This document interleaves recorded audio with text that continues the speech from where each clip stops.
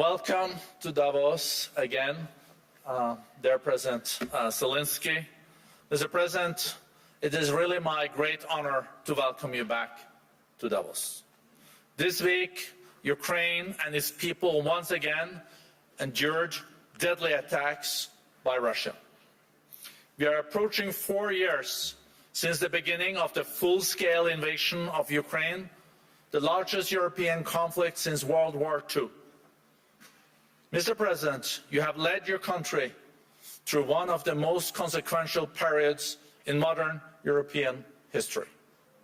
Under extraordinary circumstances, Ukraine continues to defend its sovereignty, its democracy, and its people, while engaging the international community on questions that extend far beyond its borders. The future of security in Europe, the resilience of democratic societies, the state of the rules-based international order, and the cost of inaction in the face of aggression. In recent months, the United States has taken a central role in advancing diplomatic efforts aimed at ending the war, working closely with Kiev and European partners. These efforts have resulted in a comprehensive 20-point peace plan aimed at laying the foundation for a just and lasting peace. And I know that President Zelenskyy just met with President Trump, and I hope that was a very, very good meeting. These efforts, as I mentioned, reflect a sustained push grounded in shared values and strategic cooperation to reach and negotiate a resolution that respects Ukraine's territorial integrity and long-term security. It's in this spirit of cooperation and with the urgency for peace that we welcome today a leader whose courage and commitment continue to shape the world, continues to shape the path forward. I think you see, Mr. President, that we're all ready for your speech and that you also chose to come here in Davos during a very difficult time for you and your people. Welcome, Mr. President.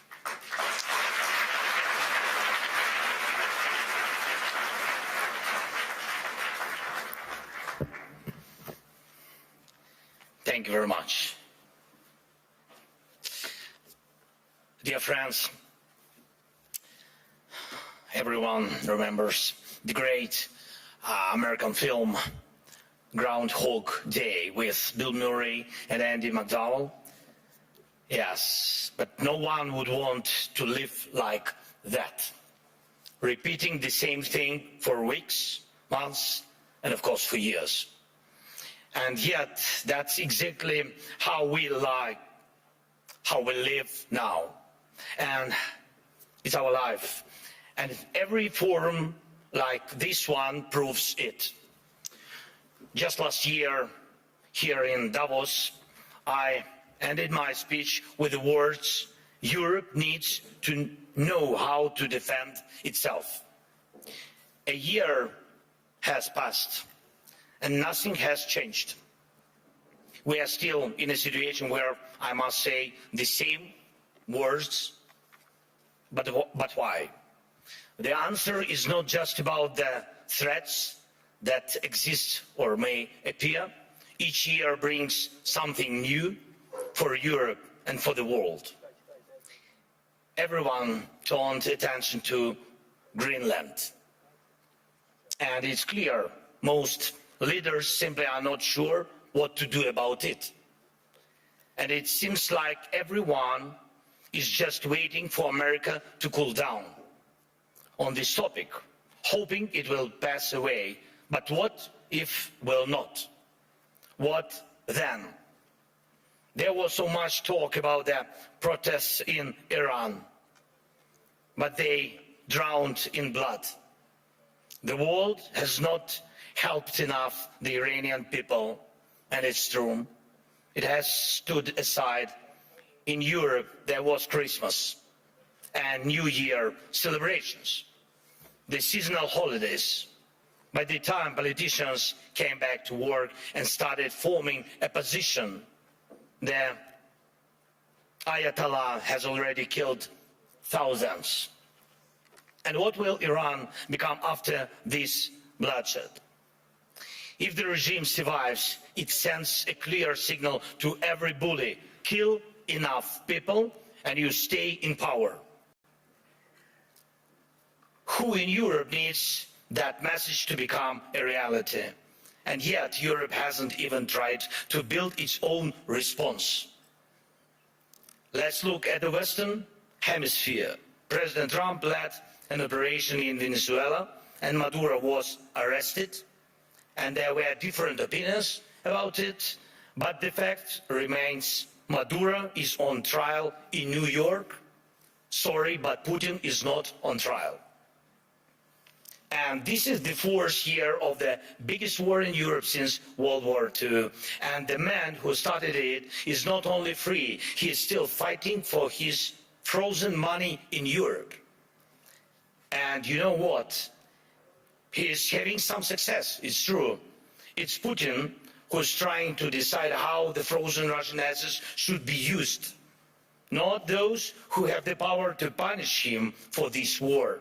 Thankfully, the EU decided to freeze Russian assets indefinitely, and I'm grateful for that. Thanks Ursula, thanks Antonio, and all the leaders who helped. But when the time came to use those assets to defend against Russian aggression, the decision was blocked.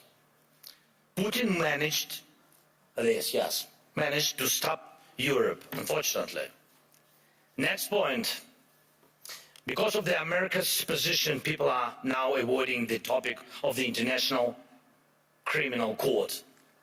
And that's understandable. It's American historical position. But at the same time, there is still no real progress on establishing a special tribunal for Russian aggression against Ukraine, against the Ukrainian people.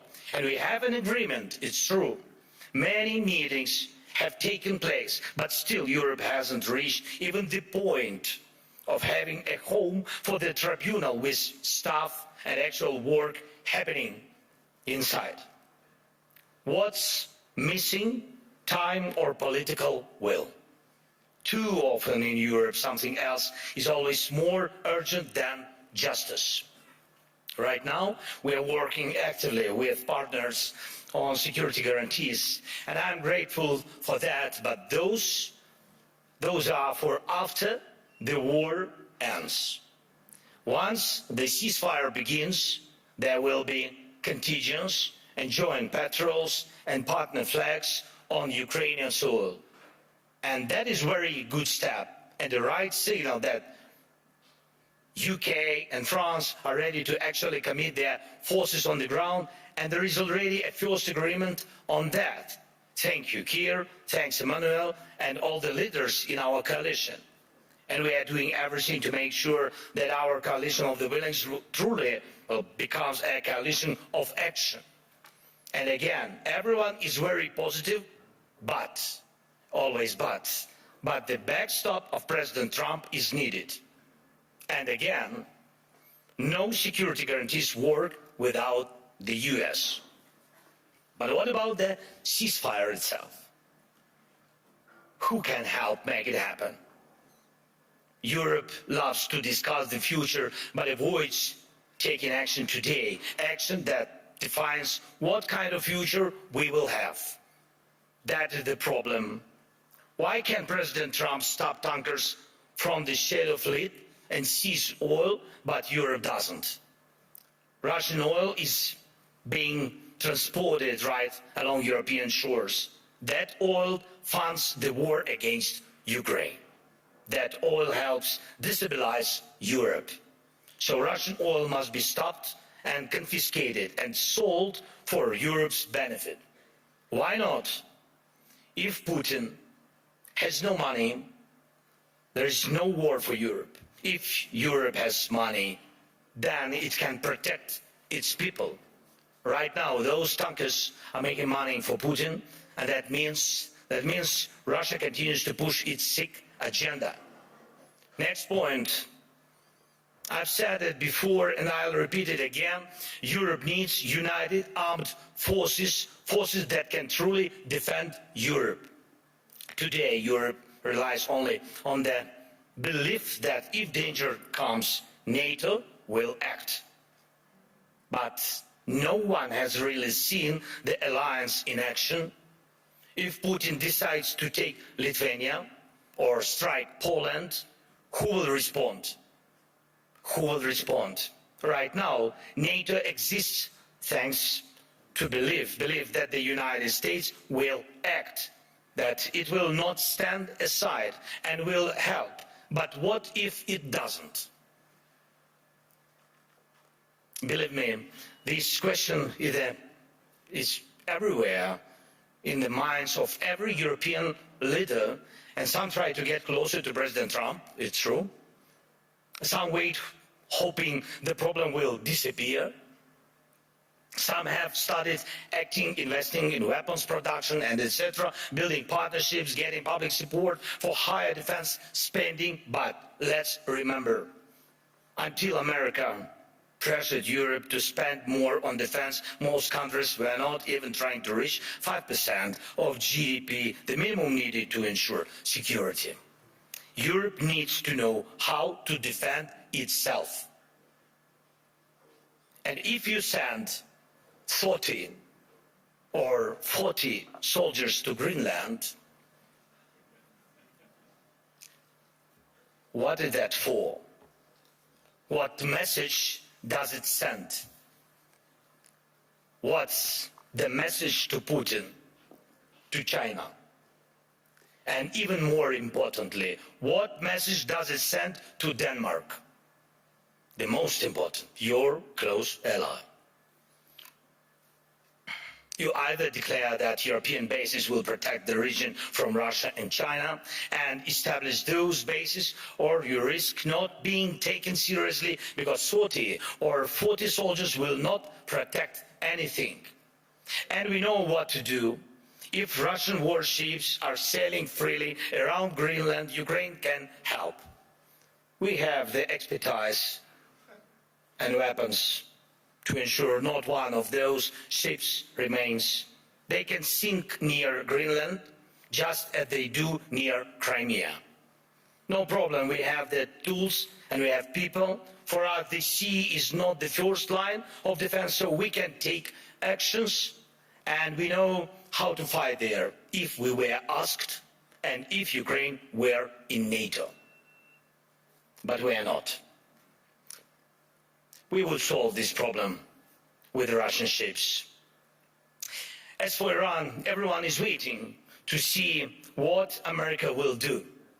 And the world offers nothing, Europe offers nothing, and doesn't not want to enter this issue as a supporter of the Iranian people and the democracy they need. But when you refuse to help a people fighting for freedom, the consequences return, and they are always negative. Belarus in 2020 is the example. No one helped their people, and now Russian or ethnic missiles are deployed in Belarus within range of most European capitals. That would not have happened if the Belarusian people had won in 2020. And we have told our European partners multiple times, act now. Act now against those missiles in Belarus. Missiles are never just decoration. But Europe still remains in Greenland mode. Maybe someday someone will do something. The issue of Russian oil is the same. It's good that many sanctions exist. Russian oil is getting cheaper, but the flow has not stopped. And Russian companies that fund Putin's war machine are still working. And that will not change. That will not change without more sanctions. And we are grateful for all the pressure put on the aggressor. But let's be honest. Europe must do more so its sanctions block enemies as effectively as American sanctions. Why is that important? Because if Europe is not seen as a global force, if its actions don't scare bad actors, then Europe will always be reacting, catching up with new dangers and attacks. We all see that the forces trying to destroy Europe do not face a single day. They operate freely, even operate inside Europe.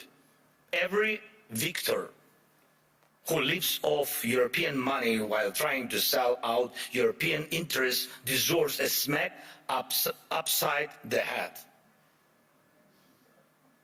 And if he feels comfortable in Moscow, it doesn't mean we should let European capitals become little Moscows. We must remember what separates Russia from all of us.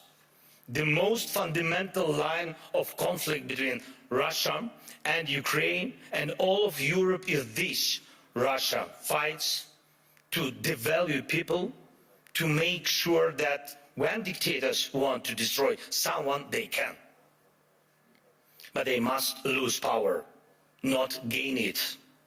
For example, Russian missiles are produced only because there are ways to bypass sanctions. It's true.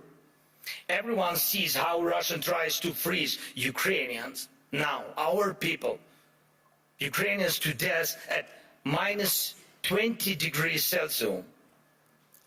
But Russia couldn't build any ballistic or cruise missiles without critical components from other countries, and it's not just China. Too often people hide behind the excuse that China helps Russia. Yes, it does. But not only China. Russia gets components from companies in Europe, the United States, and Taiwan. Right now, many are investing in stability around Taiwan to avoid war. But can Taiwanese companies stop contributing electronics to Russia's war? Europe says almost nothing. America says nothing. And Putin makes missiles. And I thank every country, of course, and every company that helps Ukraine repair its energy system. This is crucial. Thank you to all who support the Pearl program, helping us buy Patriot missiles. But wouldn't it be cheaper and easier to just cut Russia off from the components it needs for missiles production? Or even destroy the factories making them? Last year, most of the time was spent talking about long-range weapons for Ukraine. And everybody said that the solution was within range. Now, no one is even talking about it. But Russian missiles and Shaheeds are still here. And we still have the coordinates of the factories where they are made. Today, they target Ukraine. Tomorrow, it could be any NATO country. And here in Europe, we are advised not to mention tomahawks. Not to mention tomahawks to the Americans, not to spoil the mood. And we are told not to bring up Taurus missiles. When the subject is Turkey, diplomats say don't offend Greece. When it's Greece, they say be careful with Turkey. In Europe, there are endless internal arguments and things left unsaid that stop Europe from uniting and speaking honestly enough to find real solutions. And too often, Europeans turn against each other, leaders, parties, movements, and communities, instead of standing together to stop Russia, which brings the same destruction to everyone. Instead of becoming a truly global power, Europe remains a beautiful but fragmented kaleidoscope of small and middle powers. Instead of taking the lead in defending freedom worldwide, especially when America's focus shifts elsewhere, Europe looks lost, trying to convince the US president to change. But he will not change. President Trump loves who he is, and he says he loves Europe, but he will not listen to this kind of Europe. One of the biggest problems in today's Europe, though it's not often talked about, is the mindset. Some European leaders are from Europe, but not always for Europe. And Europe still feels more like a geography, history, a tradition, not a real political force, not a great power. Some Europeans are really strong, it's true. But many say we must stand strong, and they always want someone else to tell them how long they need to stand strong, preferably until the next election. But that's not how great power works, to my mind. Leaders say we must defend European interests, but they hope someone else will do it for them. And speaking of values, they often mean valueless. They are all like, we need something to replace the old world order with. But where is the line of leaders who are ready to act? Act now, on land, in the air, at the sea, to build a new global order. You can't build the new world order out of words. Only actions create real order. Today, America has launched the Board of Peace. Ukraine was invited, so was Russia, Belarus, though the war hasn't stopped. And there is not even a ceasefire. And you have seen who joined. Everyone had their reasons. But here is the thing.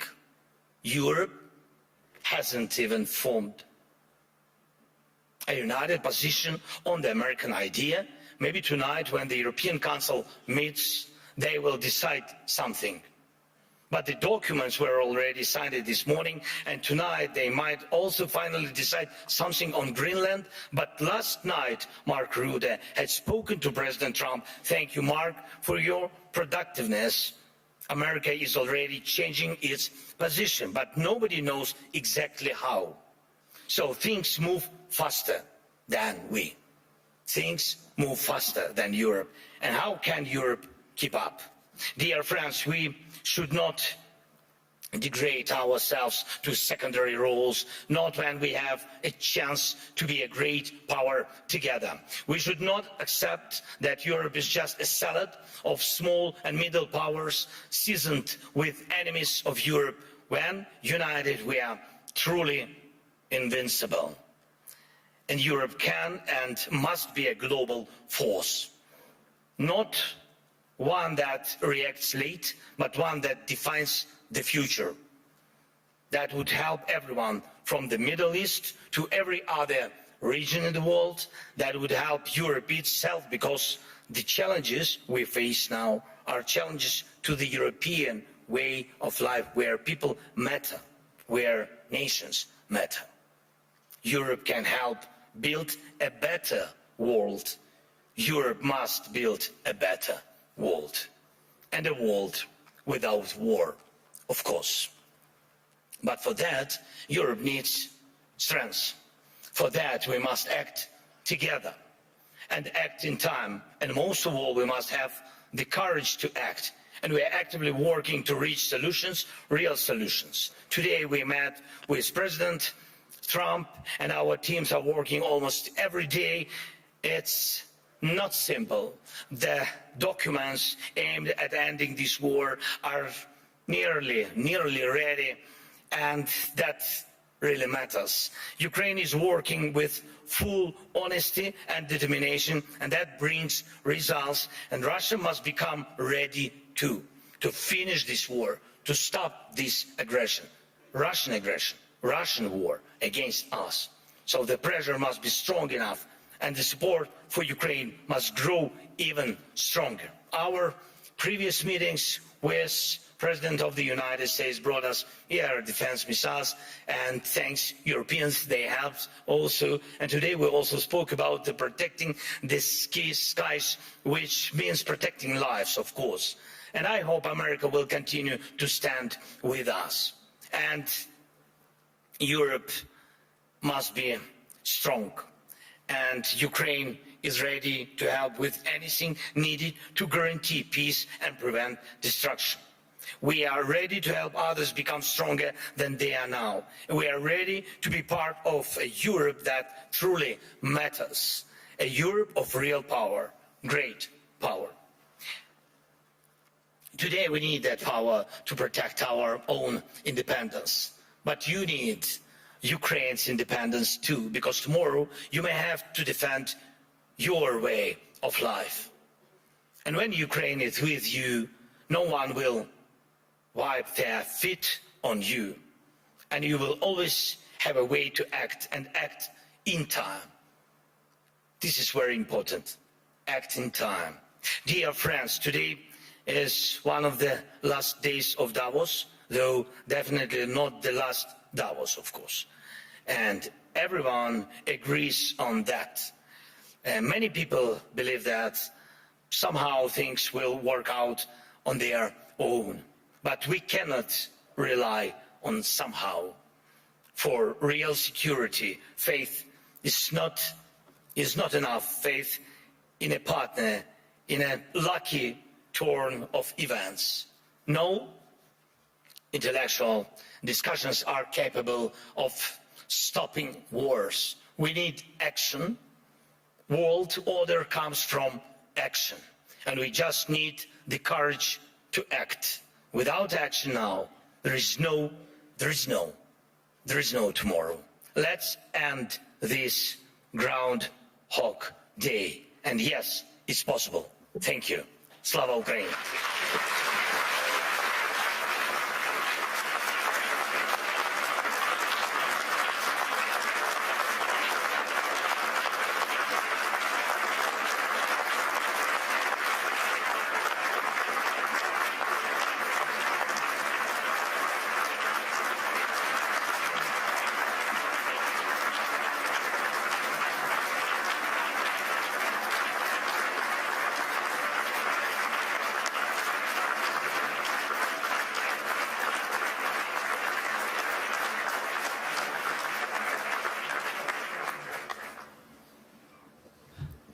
The President wanted me to sit, but I think you deserved every part of that standing ovation. Thank you so much. Mr. President.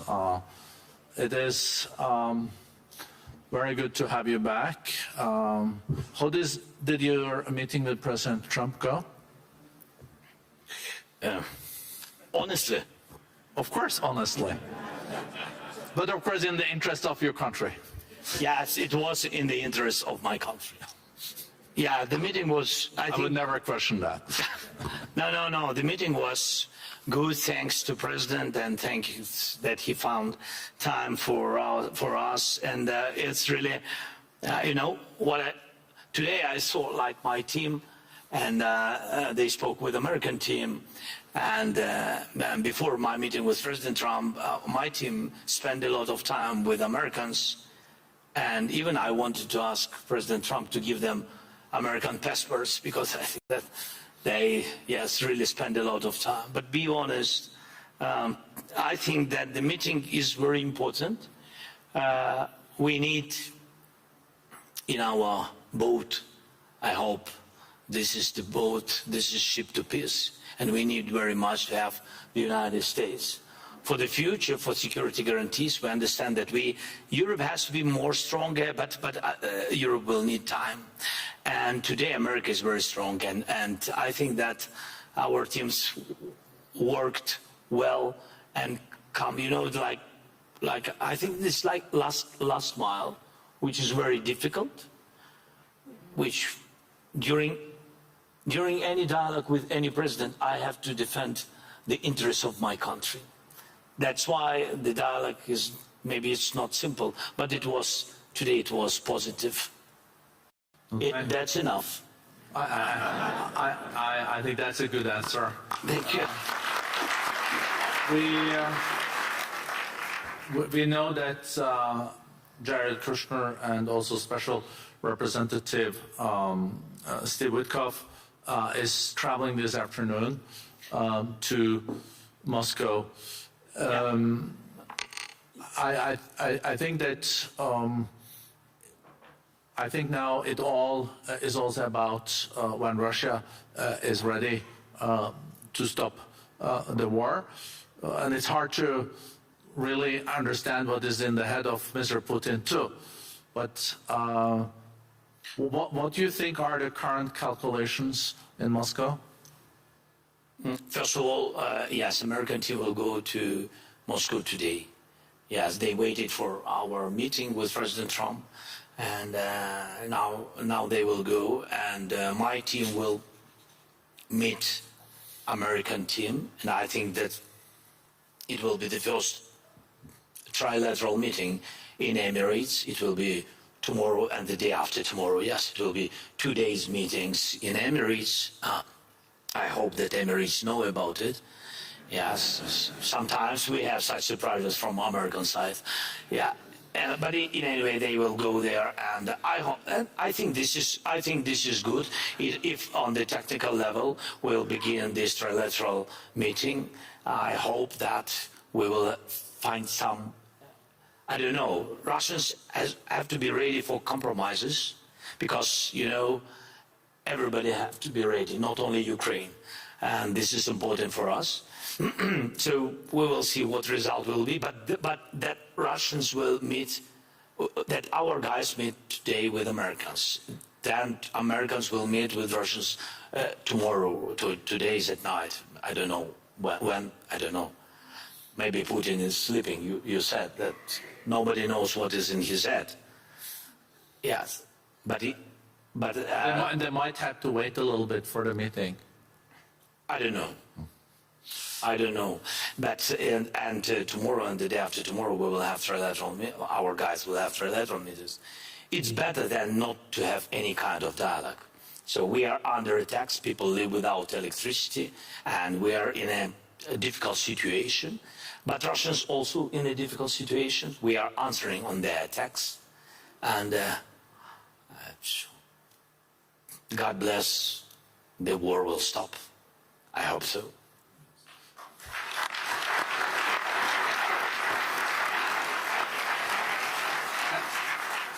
And what is now the most difficult part for Ukraine? We know it's attack on your whole energy system and electricity, but then there are also the casualties on the borders. So the humanitarian situation is more challenging now than a year ago.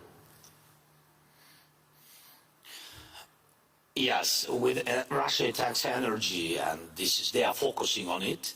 And this is not a secret. This is not a mistake. This is their goal, to make blackouts in Ukraine.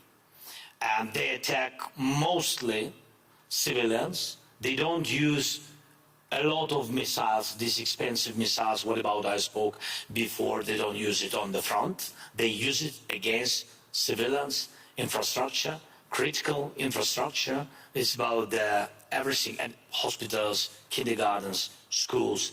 But mostly it's about all about the technical things which which are focusing on destroying electricity, heating systems, water supplies, everything.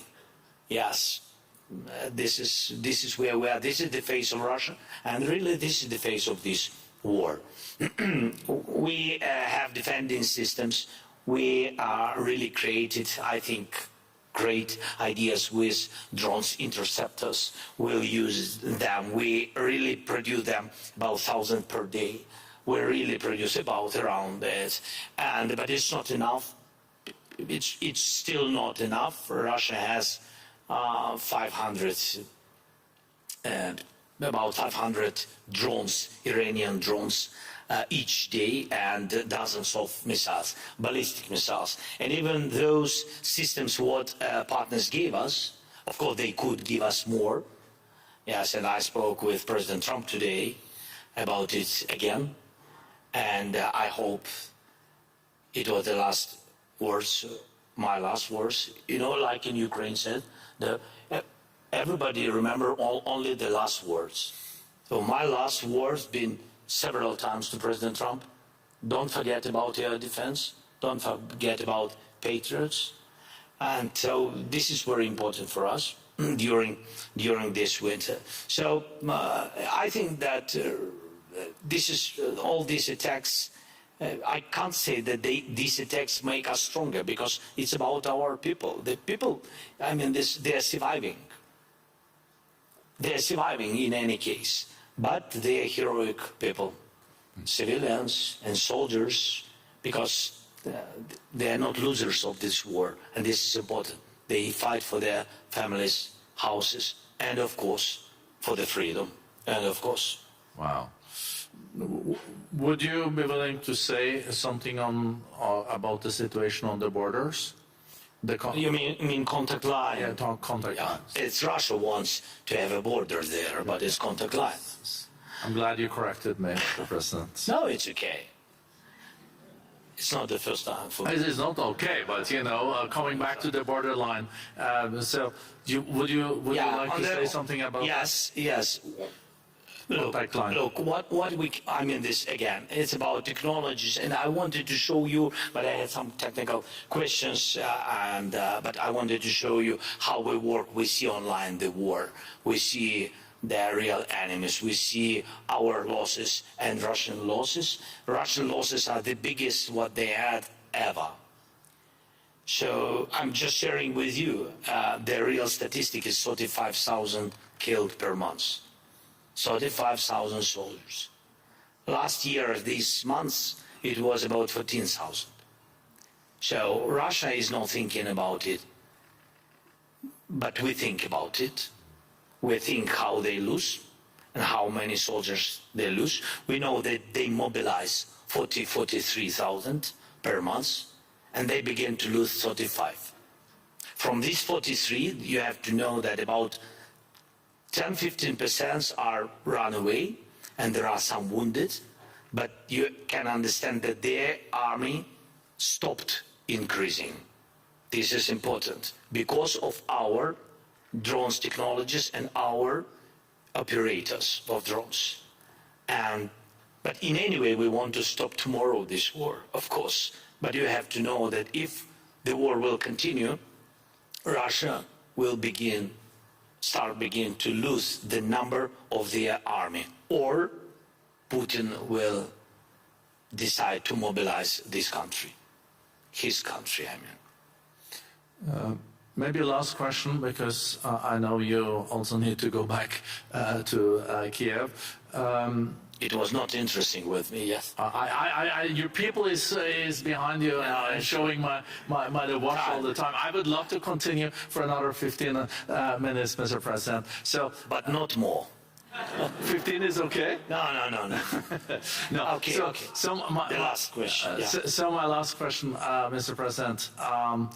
How can the people here at the World Economic Forum and in Davos support the most? I think you heard the applause. I think everyone wants to also show solidarity with you and the country.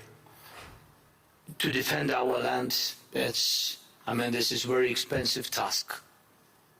So if during Economic Forum we can find as more businesses as possible which can open offices in Ukraine, it means that you really trust and you believe that peace will come, and that you really, yes, a little bit risk now, a little bit.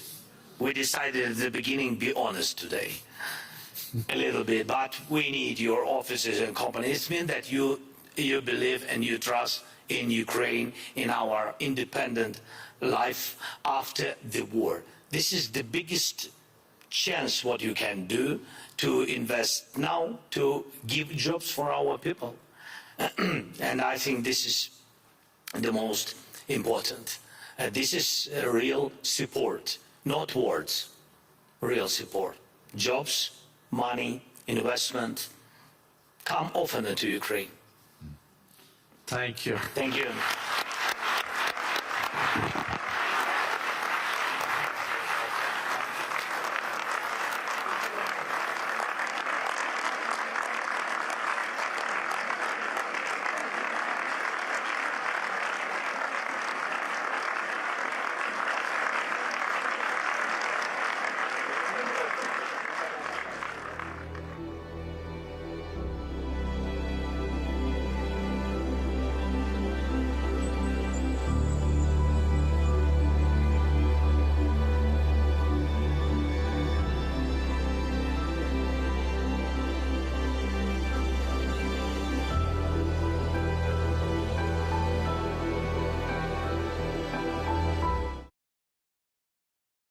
you.